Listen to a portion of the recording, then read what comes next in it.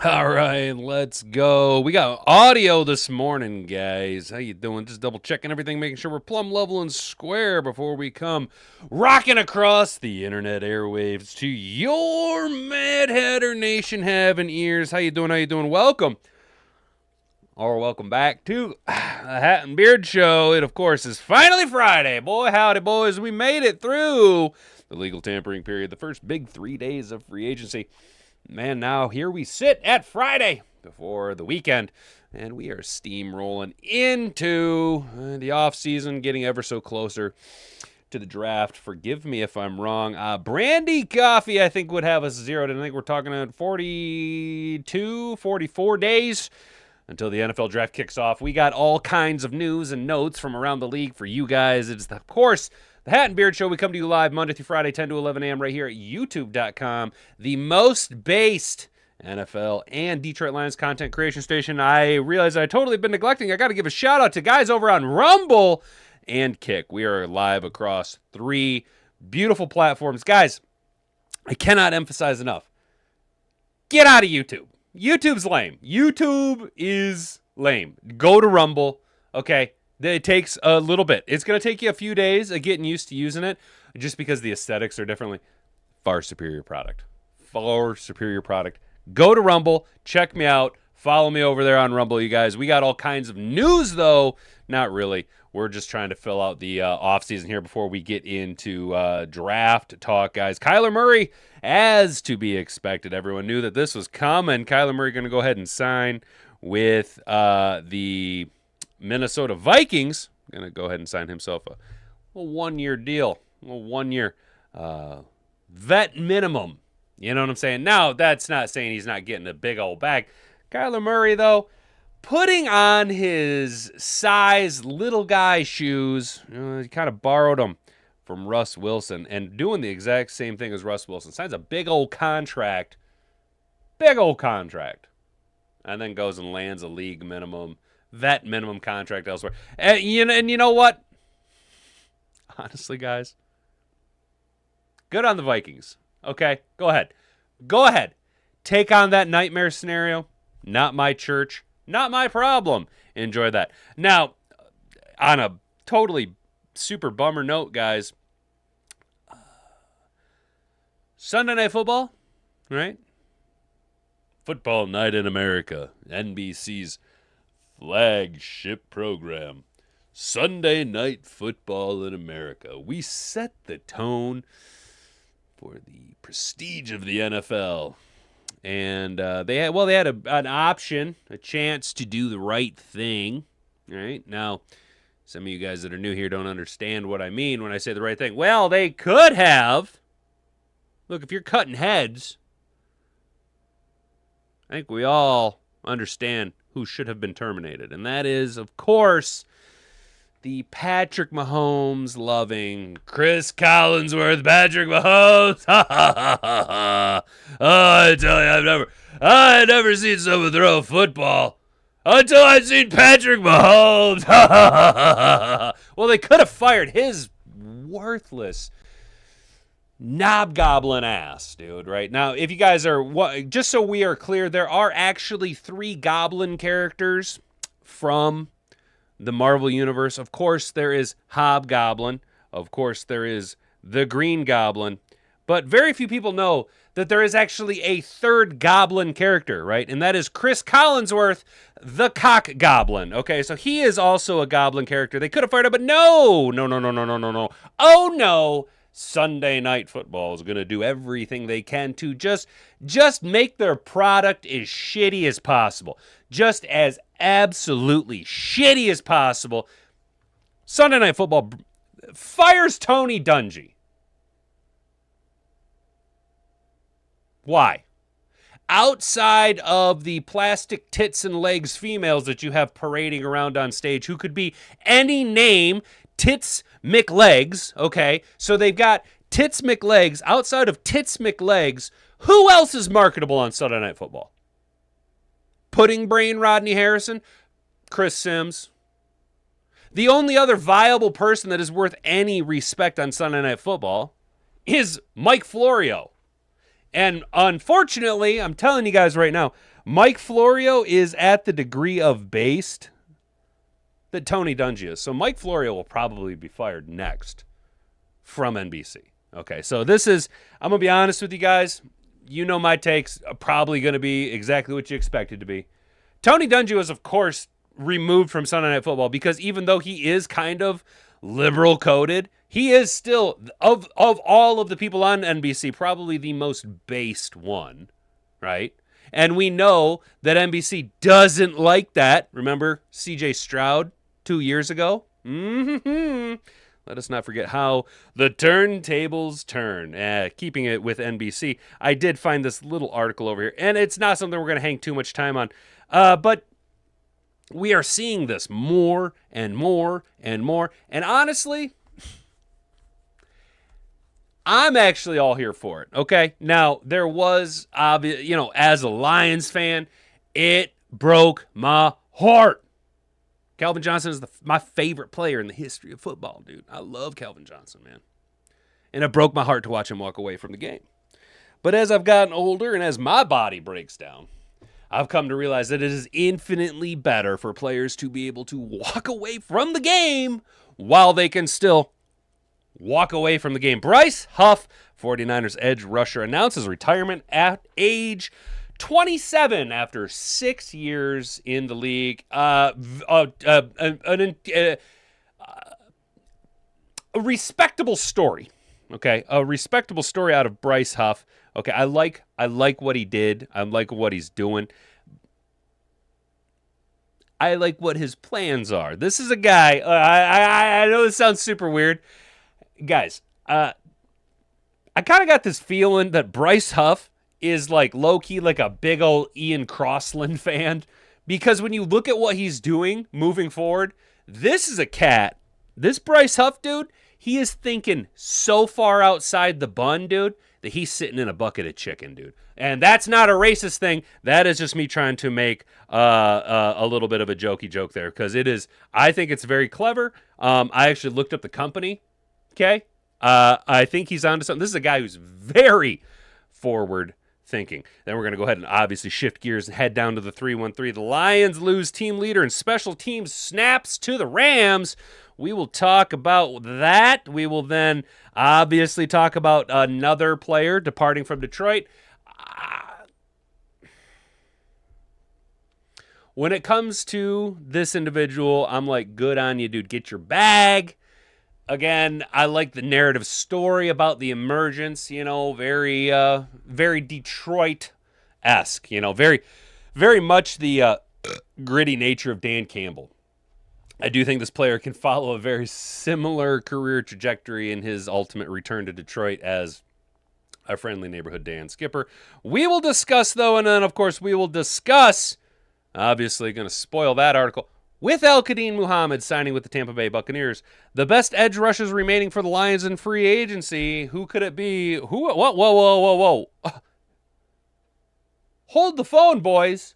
You're telling me that I'm going to read an article from A to Z Sports that's written by Mike the Slipper Payton? Oh, my goodness gracious me. You're going to tell me that next year, oh my gosh, you're going to tell me that the Pride of Detroit article is written by Jeremy Reisman. I am so predictable. You can set your clock by me, you guys. I'm Hat and Beard. You are Mad Hatter Nation. Welcome to the Hat and Beard Show. You guys, make sure that you slap the like button. Subscribe to the channel if you're new here. Ring that notification bell so you can be notified every single time we go live Monday through Friday, 10 to 11 a.m. right here at youtube.com, rumble.com, and Kick. Yes, we are also on Kick for whatever that's worth. But shout out the Rumblers over there. We got Refty hanging out. He's cut for being a Christian. Obviously, Refty, you are, dude, you get it, dude. You know exactly what I'm leaning into with the Tony Dungy termination from NBC. That's why we put him on the thumbnail, and that's why we made him Tony Rambo Dungy, dude. That's what we ended up trying to do there with Tony Dungy. But yeah, that's exactly why.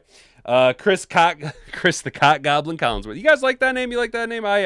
Shout out Rumble over there having a good time. What's up, Jay? Good to see Jay Dompier over here in the YouTube chat. What's up, dude? Hey, Brandy, how you doing? My mom's hanging out. Happy Friday. Our trash bin did go blowing through the back. Oh, hell no. Did it really, Mom? That's like, I mean, it's windy here, but like, I mean, I do live more in town, so there's a little bit more of a break here, but I guess it's kind of windy. It was really unique, guys, with all this wind that we got. It had a big push of the clouds through the sky, right? And if I could stop putting my hand up, the camera would stop zooming in on me. With the clouds being pushed from the west to the east, there was such heavy cloud cover in the east that the way that the light was bending around the curvature of the earth over top of the sun, or over top of the clouds, where I live, it gave a very interesting illusion of the sun rising in the west. It was very, very, very interesting. If you like, just to kind of sit there and think about it a little bit, it was like, wow, weird. What if up was down and fat was skinny and bad food was actually good for you? It was very elementary child shower thoughts. But you know what? We had it, and here we go, you guys. Thanks for doing all the buttons and things and stuff and things. Share it around. Copy that link as we go through the article by article here. All right, guys, we're going to go ahead and get into the show. If you can say the word good, guess what? It means you're still alive. It means you're still breathing. And if you're still breathing, well, then hell, you still got some fight left in you. So get up, dust off, reload, recalibrate, re-engage, and go out on the attack.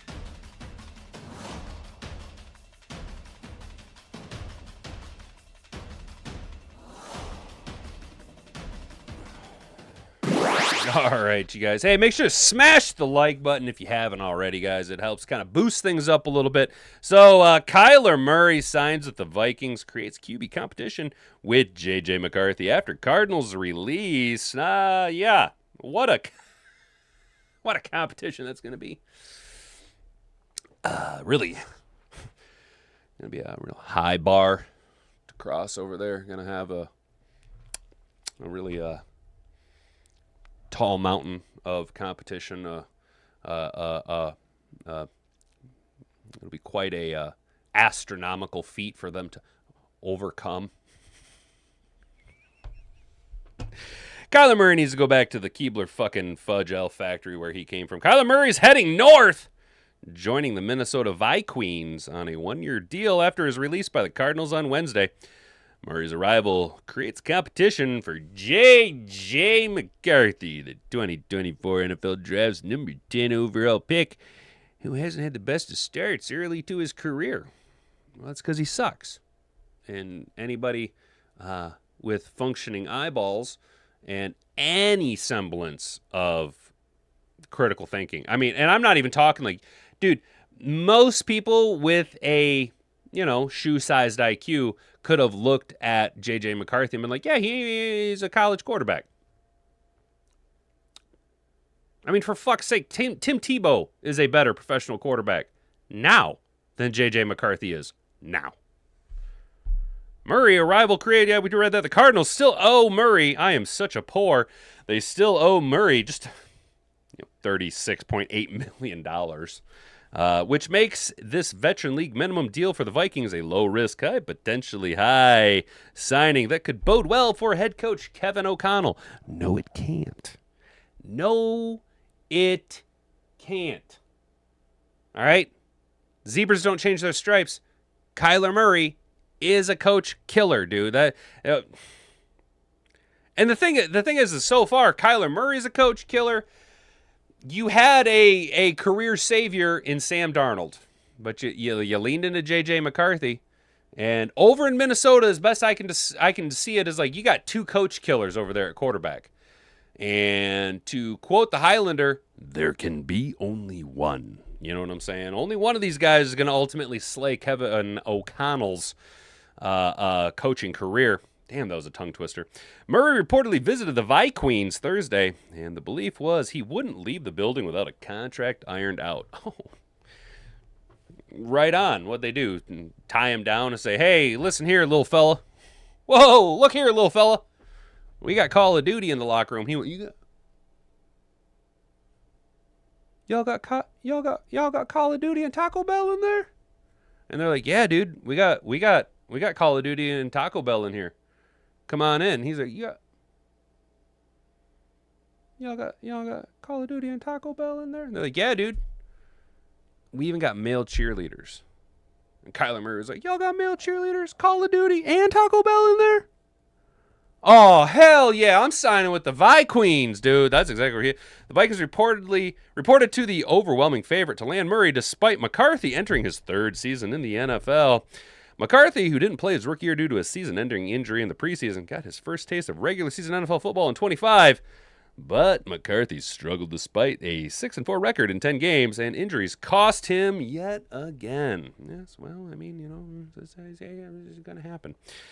When you're a tiny little bitty guy like J.J. McCarthy, who just refuses to bulk up, you know, is what it is. Murray had his own roller coaster 7-year tenure in Arizona. We know how his career went. I'm no stranger to adversity. I am prepared for whatever's next. I trust in God and my work ethic. I truly believe my best ball is in front of me, and I look forward to proving it. Godspeed.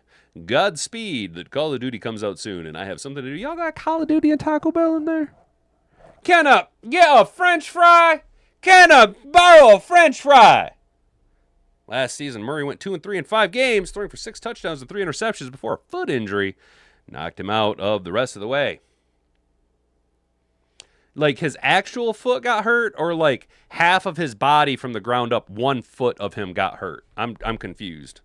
Jacoby Brisket, who figures to take over as the team starter in the second year for a 2-year deal he signed last offseason with the franchise, took over for Murray and thrived despite what the record said. He threw for a career-high 3,300 yards, 23 touchdowns, and 8 interceptions. The Cardinals finished 3-14, and the franchise went in a different direction. Fired head coach Jonathan Gannon. Mike LeBlanc, who served as the Los Angeles Rams offensive coordinator, is his replacement heading into 2026. He went, I don't want my career to be done. Right out of the rip. Get the elf out of here. Get him out of here. So he did. And then, you know what they did? They said, hey, Kyler, they got Call of Duty and Taco Bell over there. And he went, they got Call of Duty and Taco Bell over there? And he's like, yeah, this is not a Call of Duty and Taco Bell locker room. He goes, this ain't a Call of Duty and Taco Bell locker room? They're like, nope. He goes, I don't want to be here no more. Early in his Cardinals tenure, Murray was a player to build around after making back-to-back Pro Bowls in 20 and 21, the latter which he threw for 3,700 yards and 24 touchdowns and ran for 400 yards and 5 scores on the ground. He also rushed for 819 yards and 11 rushing scores in 2020 as part of his game that made him so electric. Oh, but, you know, that's kind of the thing. Dude, this is what...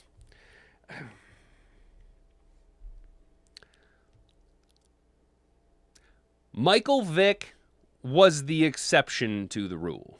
Okay. For as electrifying as Michael Vick was, you know, for as game-changing of an athlete as Michael Vick was, he was one. Cam Newton was one.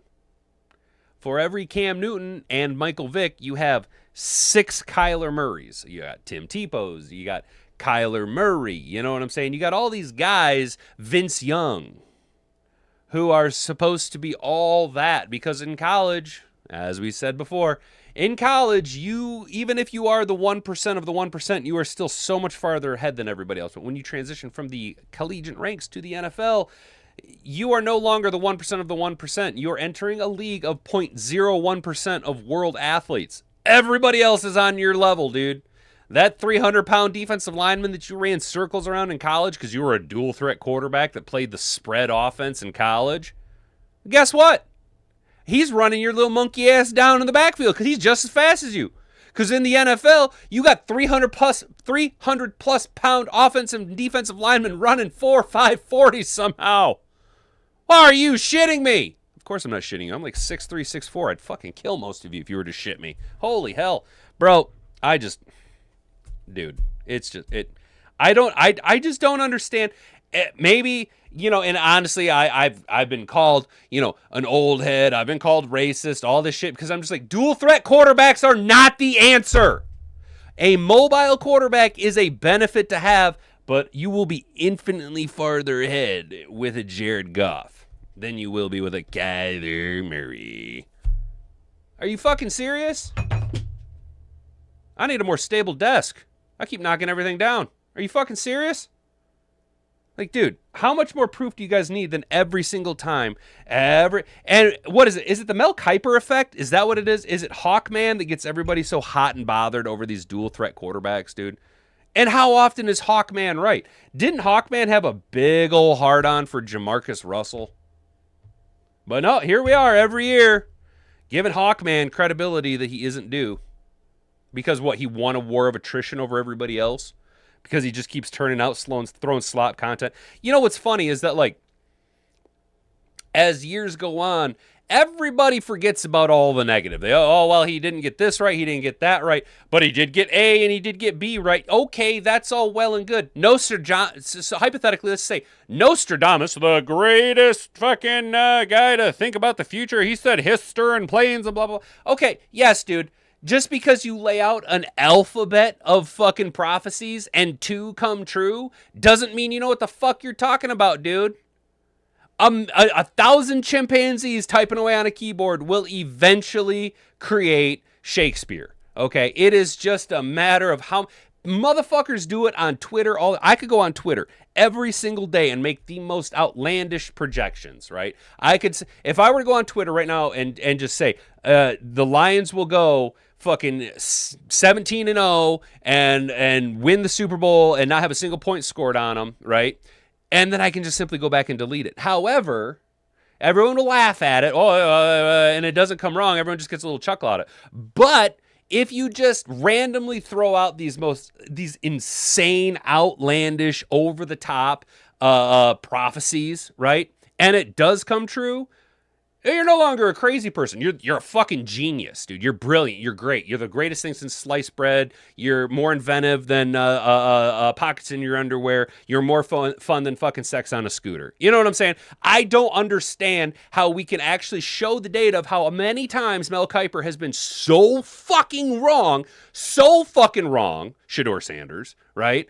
But yet we still just allow this guy to have so much credibility. Why? Because he found and exploited a market. He was first in best dressed, so we just consistently give him credibility that he isn't fucking due. There are thousands and thousands and thousands of at-home YouTube content creator and analysts who are infinitely better at projecting and predicting these players' outcomes than Hawkman has ever fucking been. Look at Football Analytics. Look at Brett Coleman. These guys are way fucking better, and yet they are still deemed YouTubers, even though they are doing the exact same thing that Mel Kiper did 40 fucking years ago. They're finding a market. They're developing a fucking brand for that market. They're exploiting a niche in the market, and yet we are still giving them less credibility than Hawkman.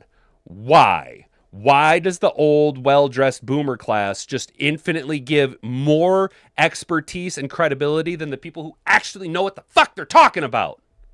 Oy, man. Sorry. You like that name Hawkman, dude? He looks like Hawkman, dude. He's got a big old hawk nose and a hawk face, dude. He's Hawkman. I don't remember when. I think it was my buddy Tom fucking 20 years ago started calling him Hawkman, and it just stuck, dude. Yes, dude. Kiper bashed the Gibbs pick, and Jahmyr Gibbs is the most dominant running back in the NFL right now. Hawkman doesn't know his asshole from his elbow, dude. He's a fucking tool, dude. He's a fucking tool. Come on. Why can't I get my phone to stand up, dude? Hell yeah, American Boxer. Dude, throw the link up in the chat, dude. American Boxer's got his podcast today up at noon. That's what's up, brother. CT time. That'd be behind me, right? Man, all right. I'll try and listen to it while I'm getting ready for work and shit, dude. All right, so Tony Dungy, dude. I'm not gonna lie, guys. As every good little boy that was ever raised in Michigan, and shout out you guys in the chat. You might know what I'm talking about. And those of you who aren't from Michigan, maybe you've noticed this. People from Michigan tend to be like, they're from Michigan. Steven Seagal's from Lansing, Michigan, Yeah, he's from Lansing, yeah. Madonna's from Michigan. Yeah, oh, yeah, Madonna's from Michigan. Ted Nugent, yeah, he's from Motor City Madman. Tim Allen, oh, yeah, he's from Michigan. Oh, yeah, yeah, Craig Robinson, oh yeah, he's from Michigan. Yeah. We have this weird fascination with, oh yeah, they're from Michigan. Yeah, well, they're from Michigan. Yep, they're from Michigan. Which by the way, I do think it's really fucking funny that of all the people I just named, one of those people are like, oh my gosh, I didn't realize that he was from Michigan. And that's because we're like, yeah, we're not really proud of it. Yo, Steven Seagal is from Lansing, Michigan. And we're just like, can I see some proof? That's fake news.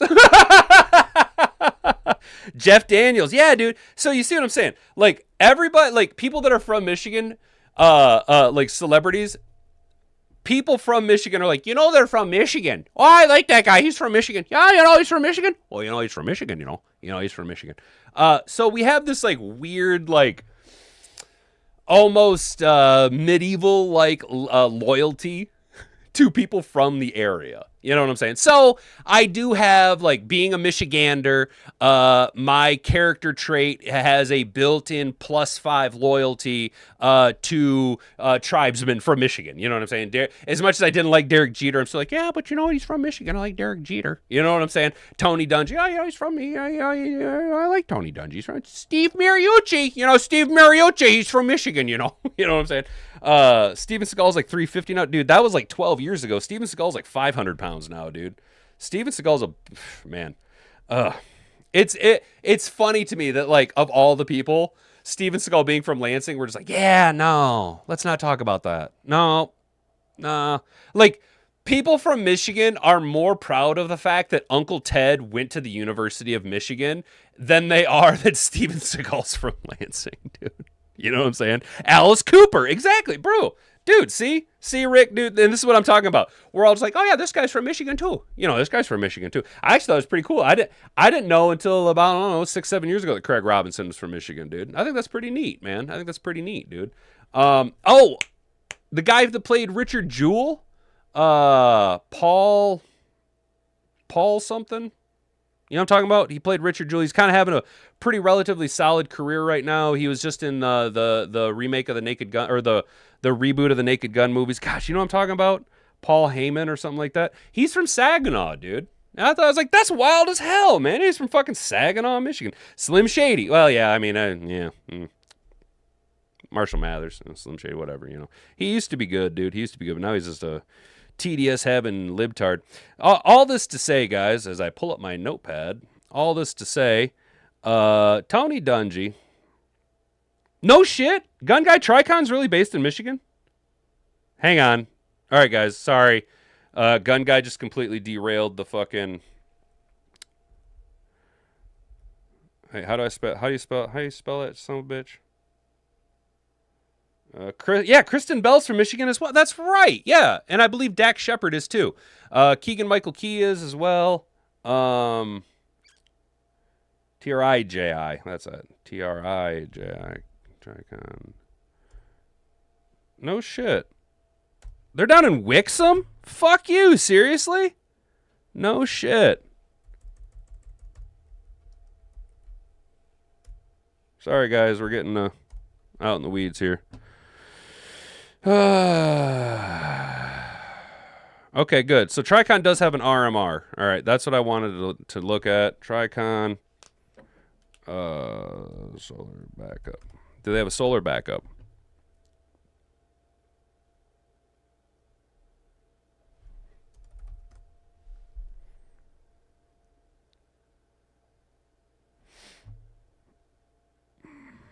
Because I've been looking at the Tricons, dude. Gun Guy, can you answer this for me, dude? Don't disrespect the hawk species like that. Hawks are based. Hell yeah, Refty, dude. Hell yeah. No shit, dude. Refty over on Rumble, you guys, he says he thinks every state does that. Melissa Etheridge is from the town I live in, and I'm embarrassed. Melissa Etheridge is your Steven Seagal, huh? So Gun Guy. All right, bro. So this is the pickle that I'm in, dude. Well, so I got to go RMR because I'm still waiting to reveal to you guys my custom saber dagger build. I do have my Streamlight TLR1.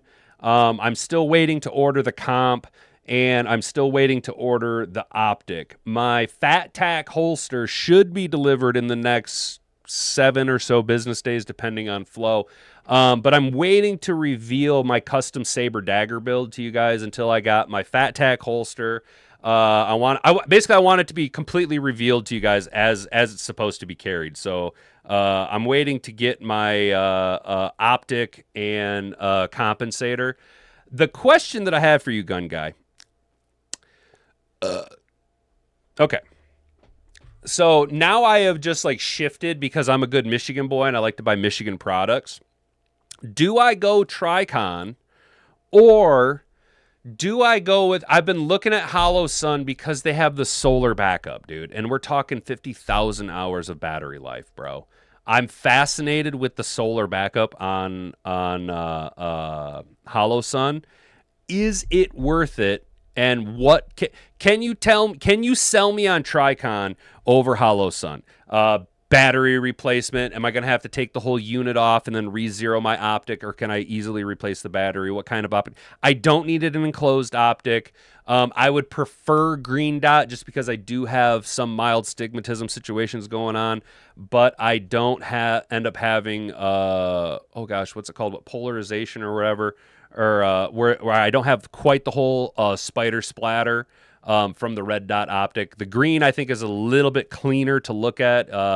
Also, I have this theory in my head that when you put red on optics, although it is a non-naturally occurring color, I think that humans have a built-in psychological blockage over the color red. So when you hit your red dot on a target, you do have to override some programming of red means stop, where I have this idea that if you were to go with a green dot, not only is it easier on the eye as far as stigmatisms are going, it does pop a little bit more, in my opinion, against a dark color.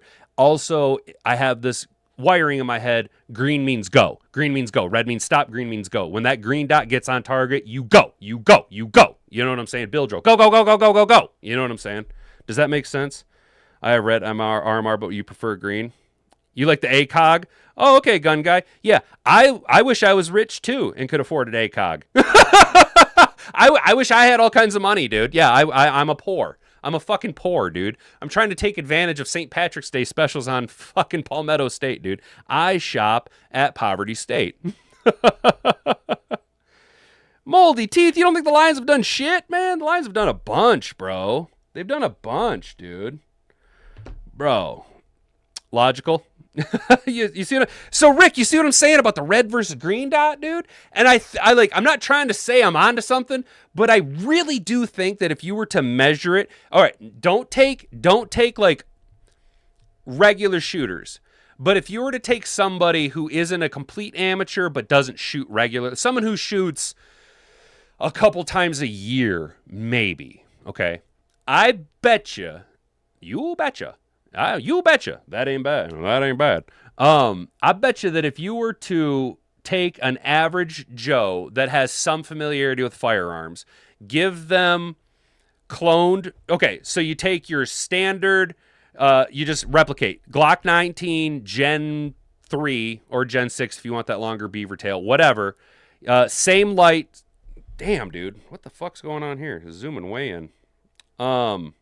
Same setups. You know, identical except for the color of the optic, right? I betcha that if you were to take an average Joe and have them run bill drills with a red versus a green dot, I bet you would see that they would instinctively shoot the green dot faster than the red dot, simply because of the psychological wiring we have of red means stop, green means go. Does that make sense? You lose half the team. We didn't lose shit, man. We lost Anal Zone. Taylor Decker was washed. Graham Glasgow sucks. Amik Robertson was on the downfall. Al-Qadim Muhammad was a flash one year, one and done player. DJ Reader, take him or leave him, dude. The most important situation we have with the Lions right now is how to address the safety and secondary room because of the injuries and the lack of production, compounded with injuries of our first and second round pick 2 years ago with Terry Arnold and Enos the Penis Rakestraw Breakstraw. We've addressed the center position by bringing in 2 positional players, one a rotationary interior offensive lineman piece with Juice Scruggs, and one who is projected to be, if not going to be, the best center in football for the next 4 years when you compare average annual value versus the age compared to a Tyler Linderbaum or a Connor McGovern.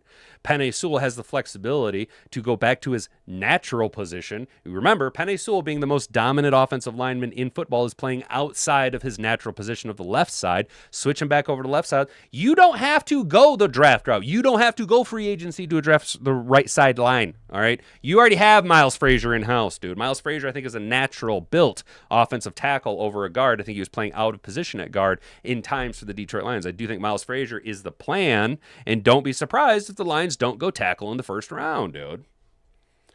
They have all kind of options for the RMR. If I was to get another one, it would be a tritium version. No battery needed. The battery life is over a year. No shit, dude. But I have been shooting since I was 6 years old. Oh, so Jack, that's the thing, dude. Like, all right, I've been shooting my whole life. Fun fact, I had to make a decision when I was younger on whether I wanted to pursue playing football seriously or continue to pursue competitive shooting, because I used to do competitive shooting when I was a kid, dude. When I was younger, I was I'm how's this, guys?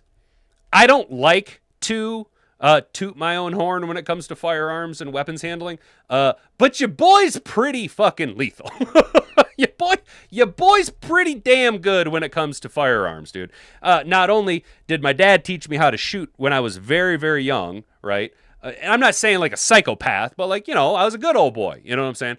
But on top of that, I have a real good understanding of physics and like projecting outward, visualizing downline, downrange, understanding, positional drop, windage, that type of stuff. I just have a built-in understanding of it, so it just makes sense. I can't really explain it, but like recently, people have started going. I'm not saying it's the big thing, but I have seen recently that people are like, hey, when you're operating a long gun, instead of holding like this, like you're, put your point with your support hand. And I'll be like, yeah, duh. Like I've been doing that my whole life. You know what I'm saying? Just because it was natural. But people, it's, you know what I'm saying? What they lost clearly had intent on they clearly had intent on keeping around. We just haven't done much to replace most of it. But we have 9 picks in the draft. Are you guys worried about Anal Zone? Are we really that worried about Alex Anzalone, guys? Okay. All right, if we're worried about Alex Anzalone, let's go ahead and think about this for a second. We're worried about Alex Anzalone, then why did we re-sign Malcolm Rodriguez? We're worried about Alex Anzalone, even though statistically the Lions need to transition away from a 3-linebacker set. We have linebackers in-house.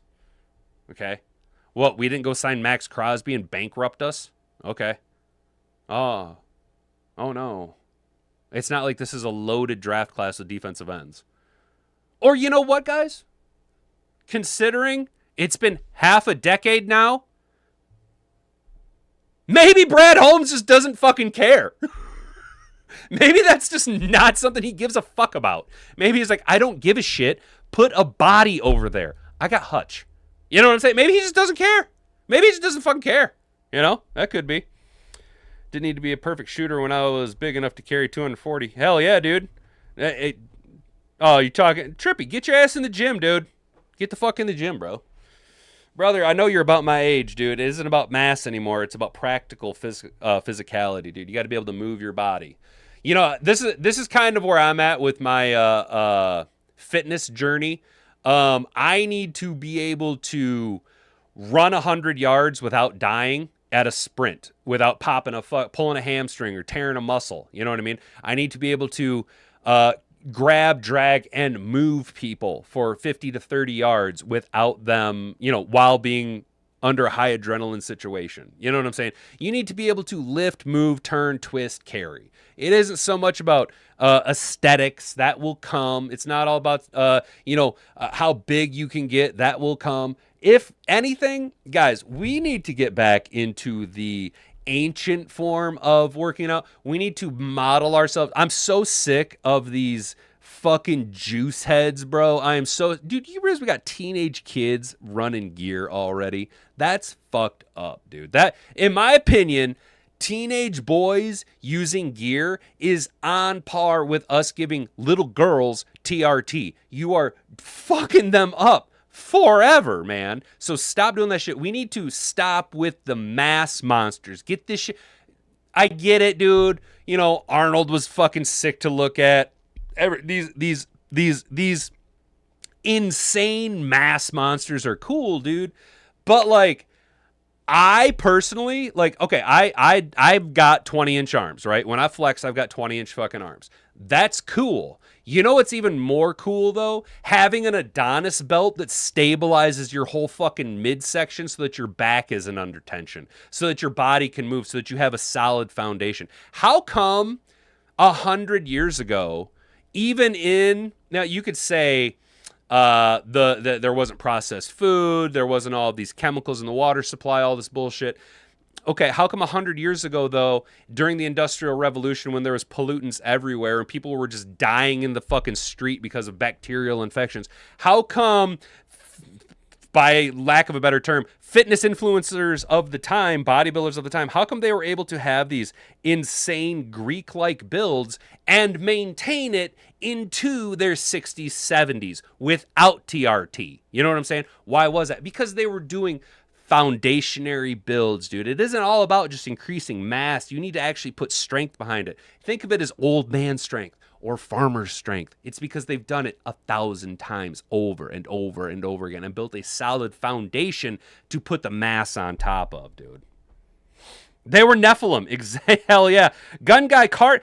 You know what, dude? Gun Guy, I will give you that, dude. There is a lot of people who shy away from cardio because the belief that cardio kills gains. Dude, you got to have a strong cardiovascular system. You can be as big as you fucking want, dude. But if you get winded after throwing a fucking punch, what goddamn good are you, dude? You got to be able to use that. You got to have a pump and a fucking motor that can push all of the blood and oxygen around to that shit, bro. Good on that kid from Russia that's got to wear a fucking oxygen mask to fucking flex, because if not, he passes out. Oh, good. What good does that do you, bud? Whoop-de-fucking-do. You got 1,000 impressions and 1,000,000 fucking likes, or vice versa. But it doesn't do you any goddamn good in the real fucking world, dude. You gonna be able to pull yourself up without dying? You gonna be able to run up a flight of stairs? What happens when the building's on fire and you gotta grab your kids and your wife and run out the fucking door? You ain't gonna do it. You're gonna be laying there, 280 pounds of a mass monster, crushing and suffocating your family as you attempted to fucking get them out of the burning building. But instead, now you're all fucking barbecued. Great job, dumbass. Yo. I took the armor off my pistol and put it on my rifle. I shoot faster with iron sights. I find my looking for the dot and not the target. No shit. You know, Gun Guy, that is an interesting point. So my dagger came, or the slide for my dagger came with much more aggressive iron sights than my DY9. And I actually shoot it a lot better. I do like the more aggressive iron sights. Can I ask you, Gun Guy, have you tried co-witnessing with the iron sights? And just like, now let me ask you this, though. Rifle, red dot, you are going for a little bit more precision. But if we're talking about an actual interaction with a pistol, and we're just trying to get shots on target, is that a you thing where you're looking for the target, trying to go accurate?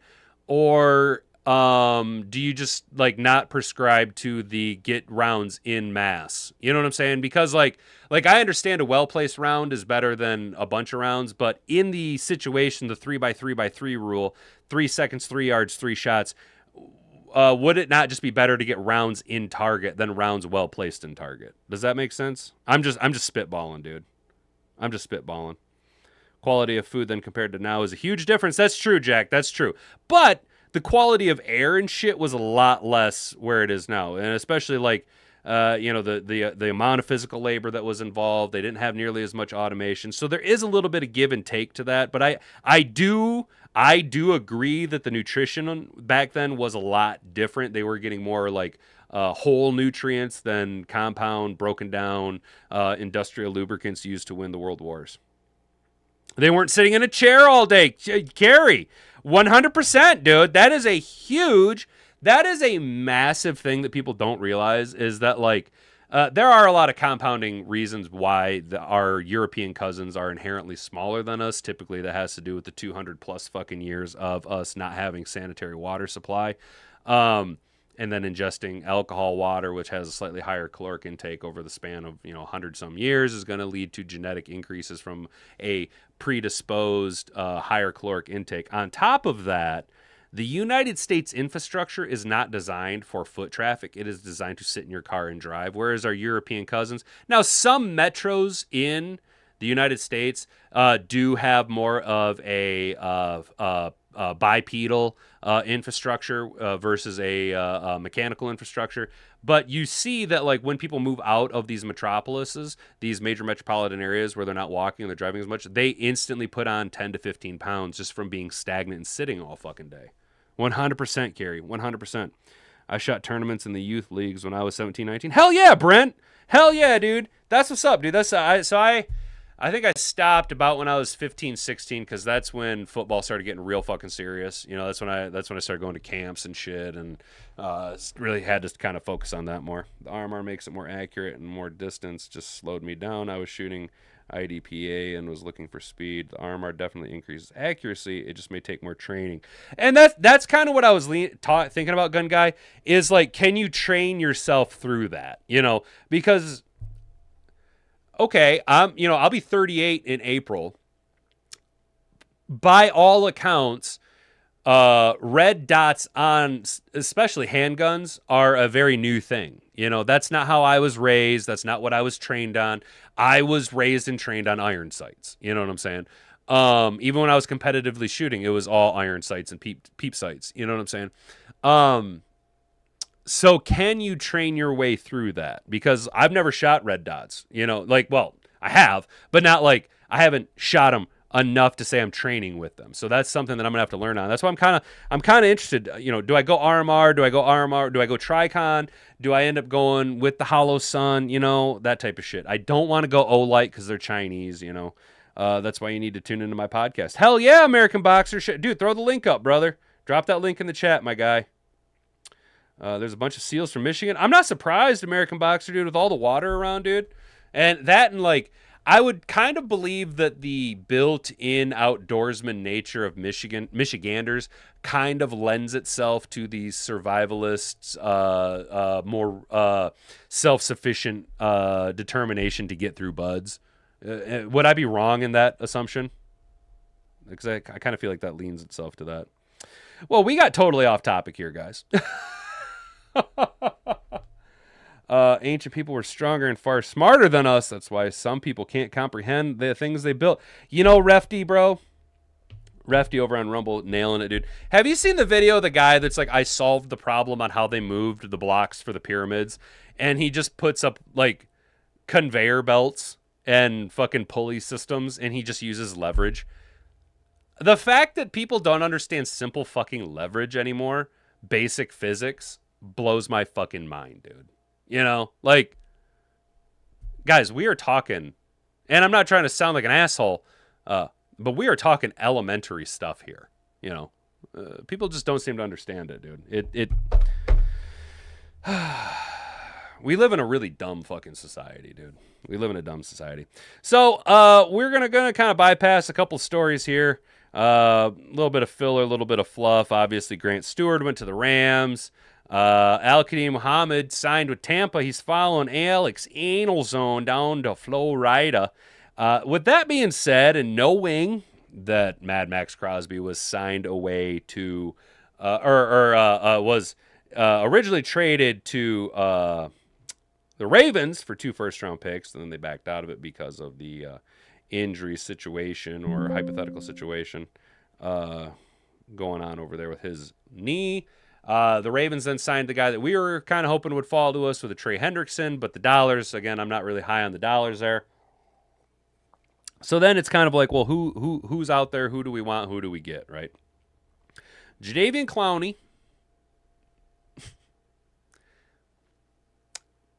I feel like Jadeveon Clowney is a name that we have talked about year after year after year, right? And at a certain point, the Lions are just going to have to do it to make the prophecy come true, right? I mean, shit. Rock moving guy's name is Wally Washington. He's a legend. No shit. Rock. Oh, yes. Okay, you know what I'm talking about then, Refty. All right, hell yeah, dude. Refty, you know what I'm talking about. Dude, like, that dude that's moving the fucking rocks, he make it, like... It's got to kind of be that same mentality of when they first broke the 7-minute mile or whatever, where it's like no one could do it, and then once one person did it, everyone could do it. And it's like watching that guy move those rocks, what's his name, Wally Washington. You watch him do it, and you just go, fucking duh. Like, when you watch this guy roll the blocks along, and he's just flipping the square along the wheels of the conveyor system, you're just like, yeah, I'm fucking stupid. You watch this shit and you're like, I am so fucking dumb, dude. We're over here like, it's gotta be aliens, dude. It's gotta be aliens. And they're just like, no. Leverage, dumbass. Leverage. And it's like, fucking cripe. I'm so stupid. Humanity. Making mountains out of molehills since the dawn of time. All right, so Jadeveon Clowney, here's a name we can keep an eye on year in and year out. When's Jadeveon Clowney finally going to suit up for the Lions? Cam Jordan, of course. Everyone wants to talk about Cam Jordan, the 37-year-old New Orleans Saints longtime stalwart. This would be a Brad Holmes type move to make. I'm not really in favor of it, but it's a possibility. Joey Bosa, same thing.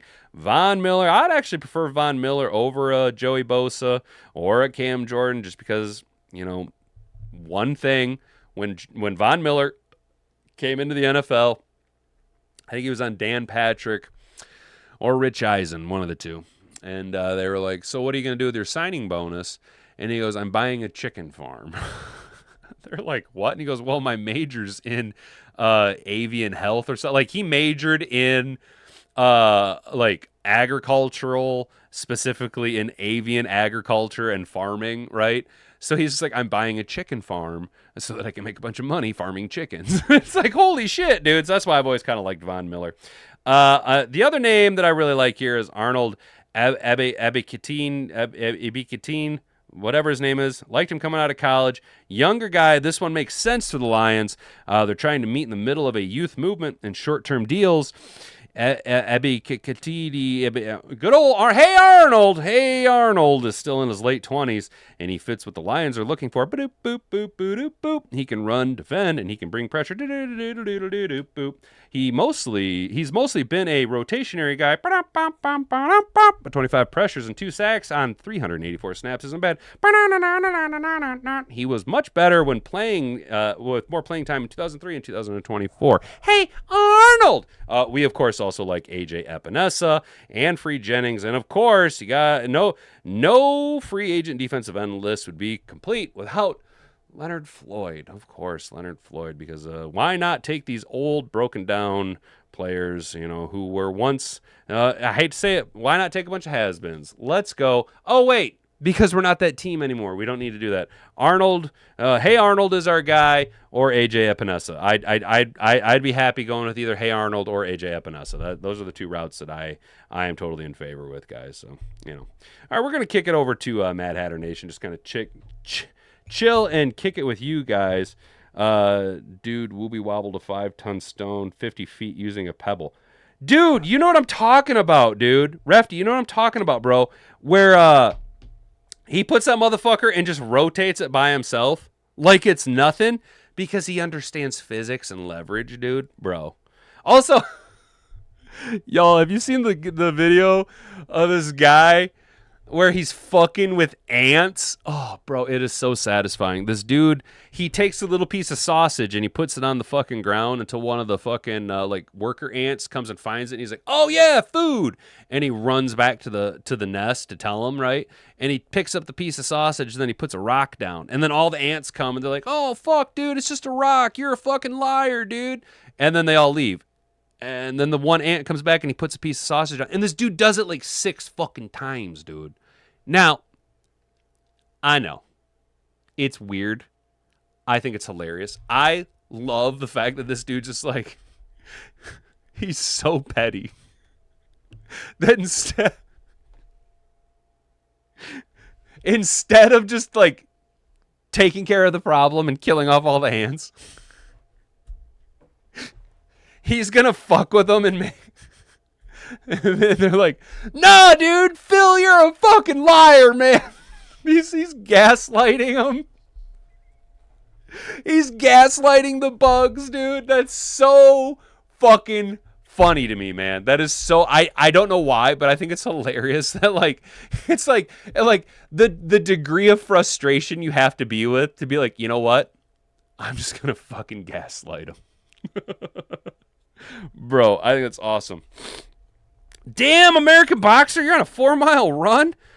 Brother, that's insane. I'm not gonna lie, guys. The reason that I need to work on my cardio so much is because I am bad at cardio, dude. I'm a fatty boom batty. The crazy thing about the pyramids is that 2.3 million blocks with a centering error of less than an inch, and it's believed it's due to an earthquake. No shit, Brent. That's wild, bro. Clowney did forget. Yeah, dude, he did quit on the Browns. You're right, dude. And Dan will never take a player like that. 100%, dude. I would go with RMR Tritium version personally. No battery needed. Can't go wrong with Tricon. Yeah, fuck, dude. You're probably right, gun guy.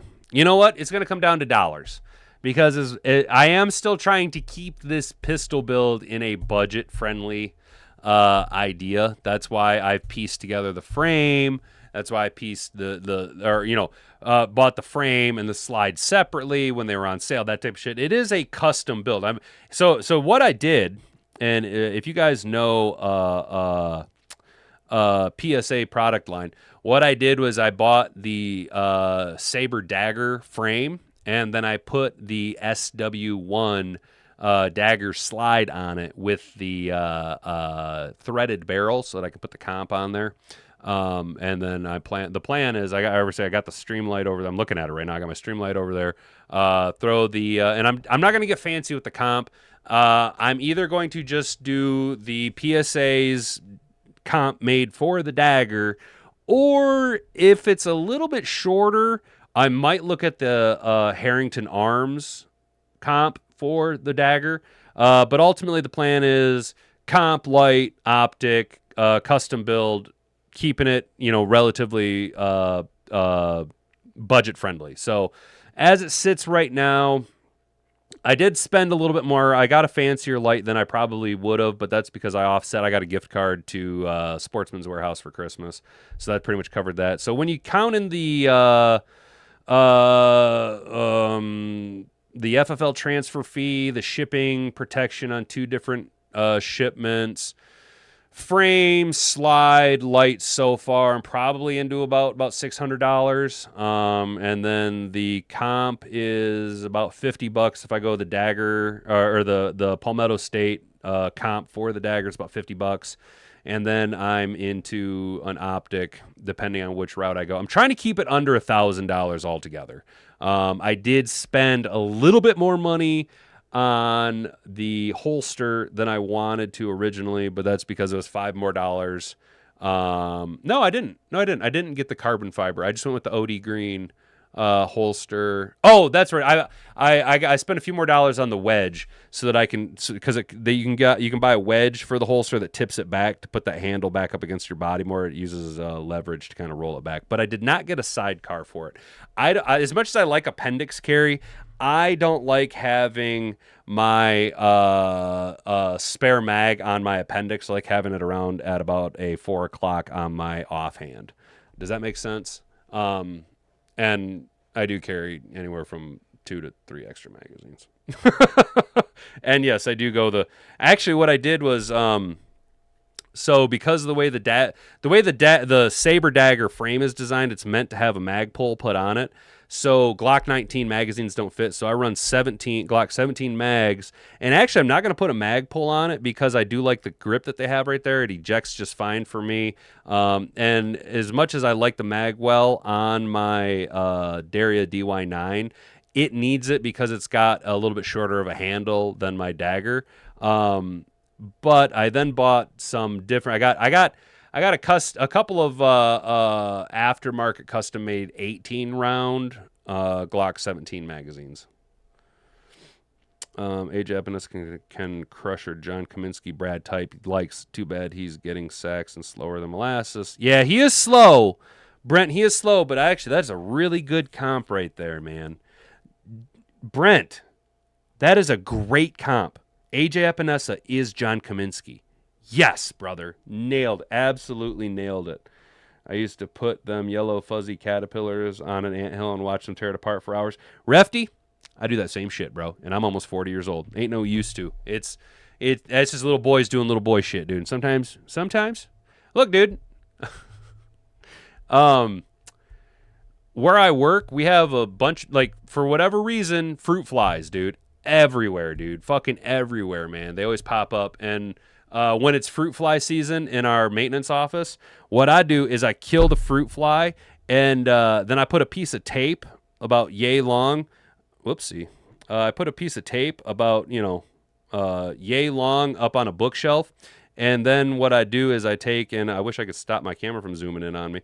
I take and each fruit fly, and I'm not shitting you, I actually do this. I impale them on a toothpick, and then I stick the toothpick into the tape so that it stands as a example to the other fruit flies what will happen to them if they come into my territory. Appreciate it, Mr. Detroit City. Thank you so much, brother. We're trying to, man. We are trying to, bro. We are trying to do the best that we can. We are slowly growing one day at a time, guys. We've actually seen a tremendous amount of growth across YouTube and Rumble. I'm not going to lie, guys. I did not expect to see this type of growth as regularly. We're not hitting, and I've never really been a channel that has the viral moment that you see 20 subscribers. I think I've had that happen twice where I had a video go quote unquote viral, right? But legit, bros, we have been just like plugging away 1 or 2 new subscribers per live stream every single day for like the past week and a half. So I don't know, man. I don't know if YouTube is like letting me be a little bit more free, or if I'm just saying what y'all are liking to say. But like, dude, like yesterday, there is no reason for like the red pill that I was just forcing down everyone's throat yesterday. There is no reason that YouTube should have let me get the 300 views that I got. You know what I'm saying? There's absolutely no reason that YouTube should have let that happen, but it did. So, you know what, dude? We'll take it. Bingo, bango, bongo. Now we're in the Congo, dude. You know what I'm saying? You like that logo, Mr. Detroit City? Thank you, dude. Dude, yes. All right, bro. You noticed that too. It all started when I changed my profile logo, and I've actually changed that across all platforms, all of my social medias, all of my content creation. It is all kind of like a more branded style logo. I designed that and made that all myself. And then, yeah, dude, I thought, I just figured I needed to change the thumbnail. I didn't like the way the thumbnail was looking. It was too dark. And we're a morning show, so I decided to lighten it up. I kind of like the way it looked. Again, I designed that whole thing myself as well, dude. So I appreciate that, bro. I really like the new logo. I'm not going to lie. I really, really like the new logo that I came up with, dude. It literally correlates upward views when you update the logo and black and blue squares in your background. Yeah, dude. Yeah. Okay. So yeah, because I did all that at the same time. I did all of this and the logo in the same weekend, bro. You're right, dude. And I'm actually going to order some more squares so I can fill out over here and kind of fill out over here. And then all of my sound stuff, all my sounding stuff that I have over here, I can move to the rest of the studio. Because what we're probably going to end up doing is to kind of keep growing over on Rumble. I'm going to start doing Rumble exclusive streams over at my gun cleaning station over here and stuff. So I have more sound. I'm building kind of a secondary studio inside the studio. You know what I'm saying? But yeah, dude, Mr. Trey City, I appreciate that, dude. That I here's the thing, man. The longer I do this content creation stuff, this is gonna sound super weird, and it almost sounds counterintuitive. But like when you first start out on content creation, obviously it sucks. And it sucks right now, dude. It sucks right now because I still see content that is trash and I'm like, how come they're getting more views than me? Well, that's just because of how it is. You know what I'm saying? And when you first start out on YouTube or any content creation, you start looking up resources, and there is such an oversaturation of the market of people telling you this is what you need to do and this is what you need to focus on and these are the numbers, and you can get so wrapped up in the numbers and the metrics and all this shit, blah, blah, blah. And what it really comes down to is just showing up. Like, I have found that the less I care, the less that I worry about it, the less I give a fuck, the better the product. The better the product, the more viewer. I am rewarded for caring less, if that makes sense. So I did do this whole overhaul with the studio, with the logo, with the banner and stuff. And a very small part of me was like, man, I really hope that this works out. But because I've been doing this now for... I'm not like a veteran at it, but because I've been doing this long enough now to understand the reality of how it is, I just kind of pushed that out of my mind. You know what I'm saying? But now that you bring that up, yes, dude, there actually is, you are correct, a exact correlation between the thumbnail, the pictures on product, and the studio change, and yeah, how much viewership we're getting. You're 100% right. Also, I am trying a slightly different variant to the thumbnail verbiage and title verbiage. Again, following Tim Pool, I'm doing what's called a vague on vague. So vague title with vague thumbnail actually leads to more clicks and longer viewer duration. I know it sounds weird, but it's almost like vague on vague is what the algorithm wants. Vague on vague also leads to fewer words, and the fewer words you have, even though it's vague, the fewer words it has, it's easier for the clankers to funnel you into a viewership group. Just remember, you can never go full Dan Thornton. I don't know who Dan Thornton is, but I'm guessing he's a retard. You never go full retard. But I don't know when my head movies make my eyes rain. Who's Dan Thornton, dude? What Dan Thornton do? Did he go full retard? Shit, I gotta get wrapping up. I gotta go look at stuff. I gotta make some repairs on the truck this weekend.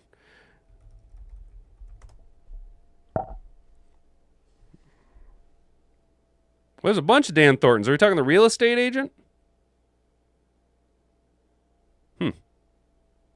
Oh, well. Oh, he's got a live show. Gotcha. Oh, shit. Is he, Oh, man. There is a guy who is... fuck, I can't remember their name right now, but I was always like, damn, he's like the only dude that goes live before me, man. Who is this guy? He's always got like a live show and then clips out before I even go live. Now, I know that I'm not like your actual morning radio talk show host. Ha ha ha ha. From 6 to 9 a.m. It's Hatton Board in the mornings. Ha ha ha. You know what I'm saying? Like, but most guys aren't really cranking out content before the 10 a.m. block, dude. You know what I'm saying? Riley O'Brien appears with Dan on Lions Talk. Okay, yeah, that's who it is then. Yeah, because Riley was on it. Yep, and Riley was telling me about this guy. I used to call him Dan Trisomonomy Thornton. Then being derogatory towards Down syndrome kids. Dan is the Lions Talk. Oh God, Lions Talk Live. Yep, that's it. Yep, the real estate agent YouTuber. Gotcha. Okay, gotcha. Yeah. Yeah, he goes live before me. Yeah. Okay, now I know who you're talking about. Yeah, it's that guy. Hat and Bagel talks guns. That's true. Dude, that should be my... Is what's appealing Lions Talk Live 7 to 8? Hell yeah, dude. I appreciate that, Carrie. Thank you, man. Thank you, dude. It is kind of nice to have you guys say that stuff because, yeah, I ain't gonna lie. The majority of my life, people tell me I'm an asshole. People are like, hey, you're an asshole. I'm like, yeah, but at least I'm being an asshole, and you know what it is, man. I ain't a fucking pussy or a dick, you know? Pussies, assholes, and dicks. All right, guys, that's going to be it for Friday and subsequently the week. Now, what are you going to do? You got to make it 2 whole days without me? Hang on. You can make it. It's the weekend. Let's go, boys and girls. I got to work tomorrow, which means we got Monday off. Hey-oh, let's go. All right, stay out of trouble. Don't do anything I wouldn't do. Have a wonderful weekend. Make sure to smash the like button on your way out the door. Subscribe to the channel if you haven't yet. Ring that notification bell so you can be notified every single time we go live Monday to Friday, 10 to 11 a.m. YouTube, Kick, and Rumble. Look at us go. Huh? Look at us. Look at us. Huh? All right. Have a good weekend, guys. Stay out of trouble. Don't do anything I want to do. I've been Hattenbeard. You've been attentive audience. Until next time, Monday morning at 10 a.m. Bonga bonga. Frig off.